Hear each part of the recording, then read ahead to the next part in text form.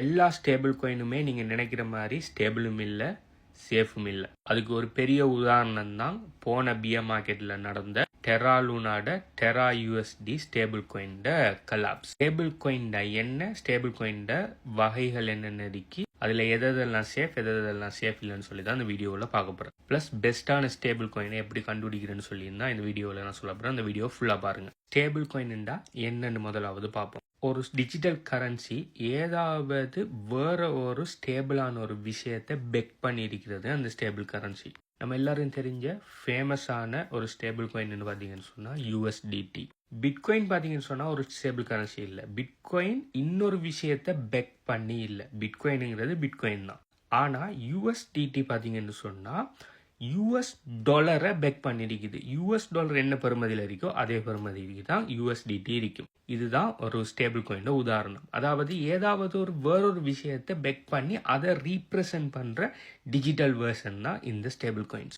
4 வகையான stable coin இருக்கு. முதலாவது ஃபியட் பேக், ரெண்டாவது கிரிப்டோ பேக், மூணாவது கமாடிட்டி பேக், நாலாவது அல்கோரிதமிக். இவ்வளோ காலத்துக்கு நிறைய ஸ்டேபிள் காயின் வந்திருக்குது. அதில் நிறைய ஃபெயிலியரான ஸ்டேபிள் காயின்ஸ் எதில் வந்திருக்குன்னு சொன்னால் அல்கோரிதமிக் பேஸ் பண்ண ஸ்டேபிள் காயின் எல்லாம் நிறைய ஃபெயிலியர் ஆகிருக்குது. அதோட உதாரணம் தான் லூனா கிரேஷ்ட அந்த லூனா யூஎஸ்டி கிரேஷ். நம்ம பாவிக்கிற, அதாவது கூடுதலான அளவு பரவலாக பாவிக்கிற ஸ்டேபிள் காயின் பார்த்தீங்கன்னு சொன்னால் யூஎஸ்டிடி அப்படி யூஎஸ்டிசின்னு சொல்லுவாங்க. அது பார்த்தீங்கன்னு சொன்னால் யூஎஸ் டாலர் வேல்யூவை பெக் பண்ணி இருக்கும். ஓகே, அது பார்த்தீங்கன்னு சொன்னால் ஃபியட் பெக்ட் ஸ்டேபிள் கரன்சி. இந்த ஸ்டேபிள் கரன்சிஸில் இப்போ ஒரு விஷயத்தை பெக் பண்ணுதுன்னு சொன்னால், உதாரணத்துக்கு 1 மில்லியன் யூஎஸ்டிடி மார்க்கெட்டில் இருக்குன்னு சொன்னால் 1 மில்லியன் யூஎஸ் டாலர் அந்த ஸ்டேபிள் காயினை ப்ரொவைட் பண்ணுற கம்பெனி அவங்க ரியலாக ஹோல்ட் பண்ணணும். அதாவது இதை பெக் பண்ணி இதை ரீப்ரசன்ட் பண்ணுது. ஒரு 1 மில்லியனை சும்மா எடுத்து பிரிண்ட் பண்ண முடியலாம். 1 மில்லியன் அவங்க டிஜிட்டல் கரன்சி உருவாக்குறாங்கன்னா 1 மில்லியன் ரியல் அசெட், அதாவது எதை பெக் பண்ணாங்களோ அந்த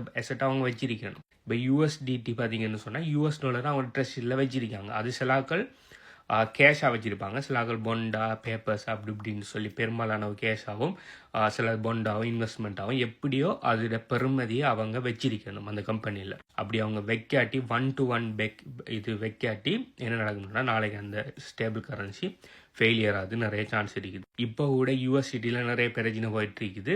அவங்க இருக்கிற மார்க்கெட்டில் ரன் ஆகிட்டு இருக்கிற ஸ்டேபிள், அதாவது யூஎஸ்டிடியோட மார்க்கெட் கேப்புக்கு 1-to-1 பேக்கிங்கில் அவங்கள்ட்ட அசெட் இல்லைன்னு சொல்லி. ஆனால் இது பார்த்தீங்கன்னு சொன்னால் பல வருடமாக நடந்துட்டு தான் இருக்கு. ஆனால் அதுக்கு ஒரு சொல்யூஷன் இன்னும் கிடைச்ச மாதிரி இல்லை. அதனால தான் நீங்கள் ஸ்டேபிள் கரன்சியில் உங்களோட மார்க்கெட் டம்ப்லேயோ பம்ப்லேயோ நீங்கள் ஸ்டேபிள் கரன்சியாக மாற்றுறீங்க. உங்களுக்கு கிரிப்டோ ஒன்றுன்னா ஜஸ்ட் ஒரு ஸ்டேபிள் கரன்சியை மட்டும் நம்பி உங்களோட பணத்தை வைக்காமல் மல்டிபிள் ஸ்டேபிள் கரன்சிஸில் பிரித்து வைக்கிறது என்னை பொறுத்த வரைக்கும் நல்ல விஷயம். ரெண்டாவது கிரிப்டோ பேக் பார்த்தீங்கன்னு சொன்னால் லைக் அந்த ஸ்டேபிள் கரன்சி இன்னொரு கிரிப்டோ கரன்சியை பேக் பண்ணியிருக்கும். ஓகே, ஸோ உதாரணத்துக்கு டாய். மூணாவது கமாடிட்டி பேக் என்னென்னு சொன்னால் கோல்டு சில்வர் போன்ற கமாடிட்டியில் பேக் பண்ணி இதில் ஸ்டேபிள் கரன்சி உருவாக்கியிருப்பாங்க. நாலாவது அல்கோரிதமிக். இது பார்த்தீங்கன்னு சொன்னால் ஸ்மார்ட் கான்ட்ராக்டுகளையும் கோடிங்குகளையும் வச்சு அதிலிருந்து பேலன்ஸ் பண்ணுற மாதிரி ஸ்டேபிள் காயின் செஞ்சுருப்பாங்க. ஆனால் இவ்வளோ காலத்தை கிரியேட் பண்ணின அல்கோரிதமிக் ஸ்டேபிள் காயின்கள் நிறைய ஃபெயிலியராக தான் ஆகிருக்குது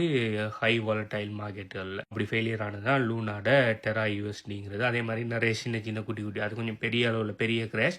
அந்த கிரேஷ் ப்ளஸ் எஃப்டிஎக்ஸோட கலாப்ஸோட தான் லாஸ்ட் பியர் மார்க்கெட்டில் பாட்டம் மூவ் பண்ணிக்கு. ஆனால் அதை தாண்டி நிறைய வேறு சின்ன வேறு அல்கோரிதமிக் பேஸ்ட் ஸ்டேபிள் காயின் நிறைய ஃபெயிலியர் ஆகிருக்குது. இதில் கூடுதல் அளவு பாவிக்கப்படுற ஸ்டேபிள் காயின் பார்த்தீங்கன்னு சொன்னால் ஃபியட் பேக்கும் அதுக்கு அடுத்ததாக கிரிப்டோ பேக்கும் தான்.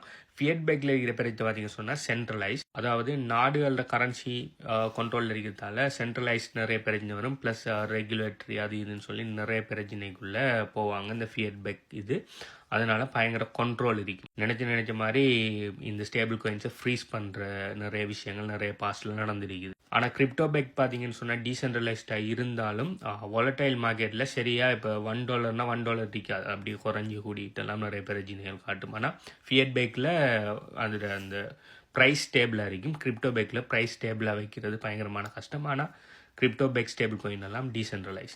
ஸோ இந்த 4 வகையான ஸ்டேபிள் காயின்லையும் நிறைய பிரச்சனை, ஒவ்வொன்றுக்கும் ஒவ்வொரு விதமான பிரச்சனைகள் இருக்குது. அதனால தான் நீங்கள் ஸ்டேபிள் காயினில் நீங்கள் உங்களோட ஃபண்டுகளை வைக்கக்குள்ள மல்டிபிள் கேட்டகரியில் இருக்கிற மல்டிபிள் கம்பெனிஸ் ஸ்டேபிள் காயினில் வித்தியாசமான கொஞ்சம் கொஞ்சமாக பிரித்து வைக்கிறது என்னை பொறுத்த வரைக்கும் சேஃப். எல்லாத்தையுமே கொண்டு மொத்தமாக ஒரு யூஎஸ்டிலேயோ ஒரு எல்லாத்தையும் மொத்தமாக கொண்டு யூஎஸ்டிசிலேயோ நீங்கள் வைக்கிறது நாளைக்கு பெரிய ஒரு ஆபத்தில் வந்து முடியும். இதை பற்றி நீங்கள் என்ன நினைங்க, நீங்கள் எந்த மாதிரியான ஸ்டேபிள் காயின்ஸ் எல்லாம் உங்களோட ஃபண்டில் நீங்கள் வச்சுட்டீங்கன்னு சொல்லி கீழே கமெண்ட் பண்ணுங்கள். ப்ளஸ் உங்களுக்கு இந்த பிட்காயின் கிரிப்டோவை பற்றி பேசிக்கில் இருந்து படிக்கணும்.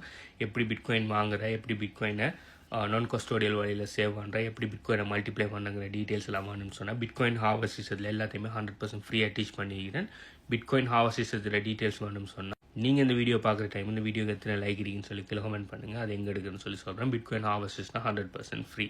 ப்ளஸ் எந்த நேமில் நிறைய ஃபேக் ஐடியல் ரன் ஆகிட்டு இருக்கு. நிறைய ஃபேக் ஐடியா என்ன பண்ணாங்கன்னா உங்களுக்கு ஃபர்ஸ்ட் மெசேஜ் பண்ணுவாங்க. நான் எந்த காலத்துலையும் எக்காரணத்தை கொண்டும் யாருக்குமே நான் ஃபர்ஸ்ட் மெசேஜ் பண்ண மாட்டேன். நீங்கள் மெசேஜ் பண்ண மட்டும்தான் நான் ரிப்ளை பண்ணேன். அப்படி ரிப்ளை பண்ணாலும் உங்களுக்கு எந்த விதமான லிங்க் அனுப்ப மாட்டேன். நான் பிஸ்னஸ் அசோசியேட்டை கான்டாக்ட் டீட்டெயில்ஸ் மட்டும் தான் நான் உங்களுக்கு தருவேன். பிஸ்னஸ் அசோசியேட் தான் உங்களோட பேசுவாங்க.